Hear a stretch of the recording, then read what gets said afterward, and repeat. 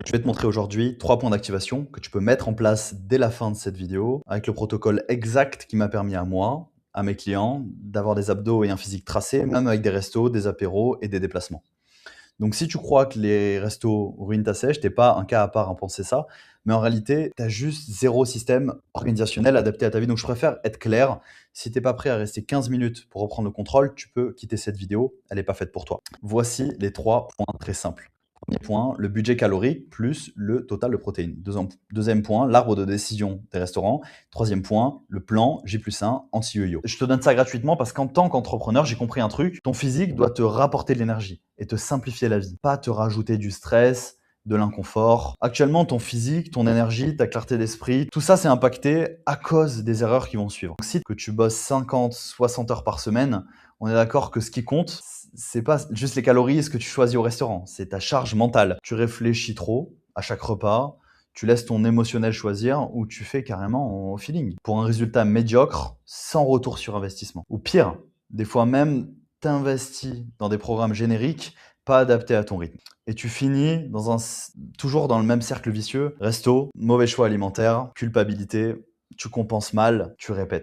Résultat, tu as un physique flou, une énergie en baisse et tu gaspilles ton temps, ton énergie dans des trucs qui sont pas rentables pour toi. Donc il faut que tu inverses cette trajectoire avec un protocole solide qui fonctionne, que tu n'as plus qu'à exécuter, que tu arrêtes de réfléchir. Donc la première erreur que je vois souvent, c'est que tu as zéro budget calorique, que tu as zéro tracking au final de ce que tu manges. Donc tu fais propre la journée et tu vas au resto le soir, tu sais pas quoi prendre, tu dérapes sans t'en rendre compte parce que tu ne connais pas ton budget calorique et que tu sécurises pas tes protéines. Résultat, un faux déficit, un faux maintien et même si tu as des muscles, ils ne se voient pas. Tu ni sec, ni massif, tu fais des efforts et tu as l'impression que rien ne bouge. Parce que aller à la muscu, ça ne suffit pas pour avoir des résultats concrets, visibles, physiques. Donc ce qu'il faut que tu fasses là actuellement, c'est répertorier ce que tu manges sur une journée type, budget calorique plus total de protéines à la journée ou en moyenne sur la semaine. Si tu veux gagner du temps, envoie-moi calculateur sur Instagram, je t'envoie directement mon calculateur de repas gratuitement. Quand on analyse tout, on sait exactement comment débloquer la situation. C'est ça la réalité. Donc si tu fais ça, tu sais ce que tu consommes sur une journée type.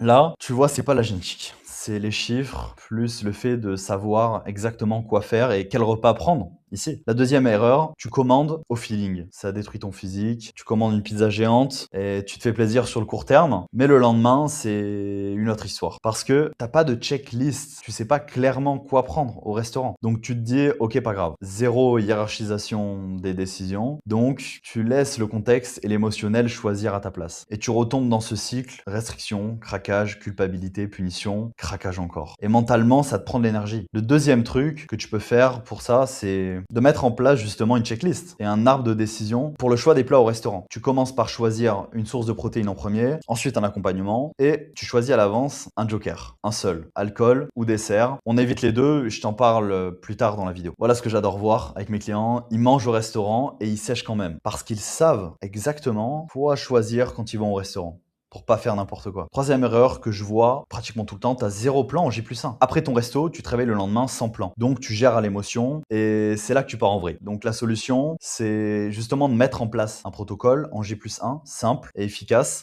que tu pourras suivre sans réfléchir le lendemain. T'as rien à faire d'héroïque de toute façon. 1, tu reviens à ton budget calorique normal. 2, tu agences tes protéines plus tes légumes sur ta journée, comme d'habitude. Tu marches au quotidien, comme d'habitude aussi, et tu t'hydrates correctement. Ou alors, tu peux ajuster très légèrement si l'écart de la veille est quantifiable, à condition de valider certaines conditions que je pourrais développer dans d'autres vidéos. En gros, tu reprends la trajectoire de progression que tu avais. La quatrième erreur, la croyance tout ou rien. Tu fais un resto et tu sais que tu manges n'importe quoi, tu vois plus 1 kilo le lendemain sur la balance, ton cerveau panique. Tu te dis c'est mort, j'ai tout foutu en l'air, sauf que ce poids-là, c'est pas du gras, c'est surtout de la rétention d'eau liée à du sel et liée aussi à un surplus de glucides. Et c'est aussi ton volume digestif. Parce que actuellement, c'est le tout ou rien, cette mentalité-là qui te garde coincé là où tu es. Parce que tu fais 4 jours stricts, tu craques au bout de 2 jours et après tu culpabilises et tu te restreins. Et après, ça, voilà, on rentre dans ce cercle vicieux-là. Le mec qui a un physique tracé, ce qu'il faut que tu comprennes, c'est que lui répète des trucs efficaces, il fait 80% des choses bien, mais il le fait longtemps. D'ailleurs, ça me fait penser, même moi, je ne fais pas tout à 100% correctement. Ça m'arrive aussi, et malgré ça, j'ai une anecdote d'ailleurs, sur ces 3 derniers mois, j'ai perdu 8 kilos. Grâce aux 3 étapes qui vont suivre, on va pouvoir inverser les 4 erreurs que je t'ai dit juste précédemment. Donc retiens ça. Il te faut un budget calorique avec un total de protéines. Il te faut une checklist avec un arbre de décision au restaurant. Et il te faut un plan pour, au cas où, sauver le navire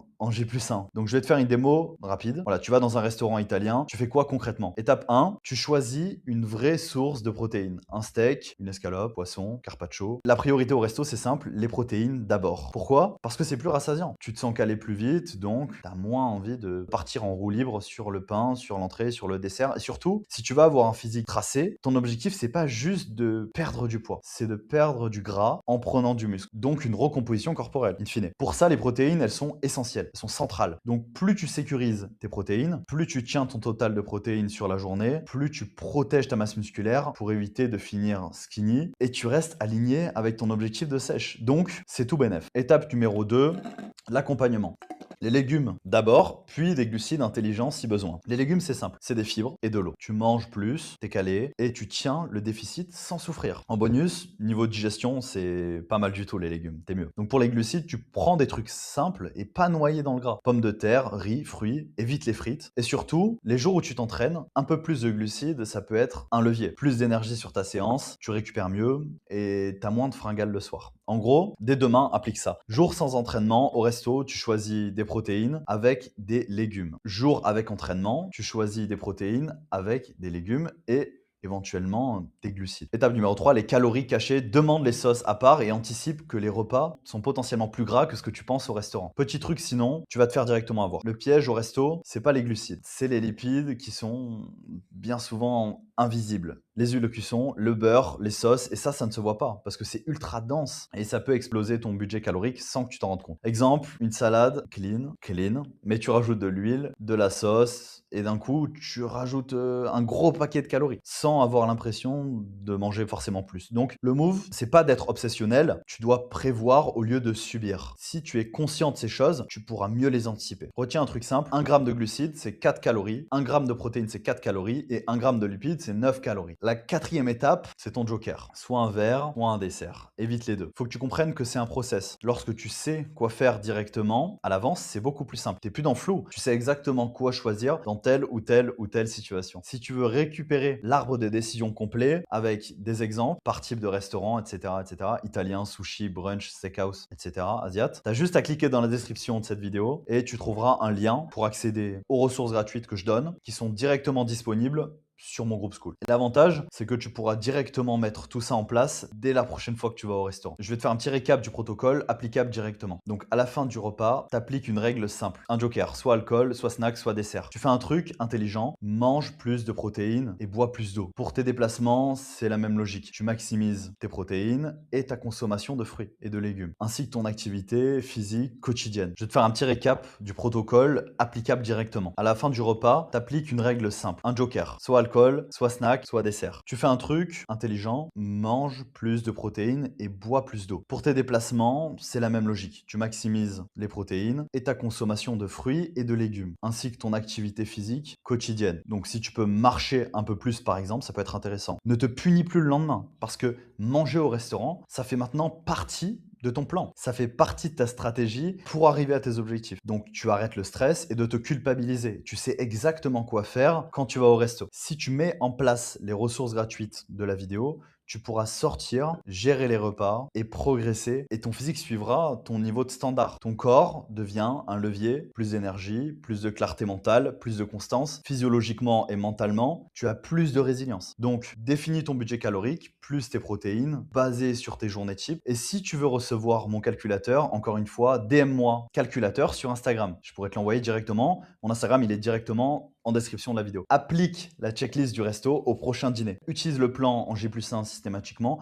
Pèse-toi une fois par semaine, prends ton tour de taille et prends tes notes sur quel repas tu as mangé au restaurant. Tu vas voir dans 4 semaines, ton contrôle il va revenir. Donc ton physique il va suivre et ta tête, elle va arrêter de tourner en boucle sur des choses qui te font perdre du temps et de l'énergie mentale. Donc si tu veux appliquer ce plan seul, tu peux très bien le faire. Mais si tu veux que je l'adapte à ta semaine réelle, à tes déplacements, à tes restos, à tes horaires, à tes contraintes professionnelles, prends directement un appel one-one avec moi en bas de cette vidéo. On regarde ton roi physique actuel, ton retour sur investissement physique, où est-ce que tu perds ton temps, où est-ce que tu perds ton énergie, et je te dis clairement et exactement quoi mettre en place comme plan d'action dès la fin de l'appel. Tu as le lien de l'appel en description de cette vidéo. Salut!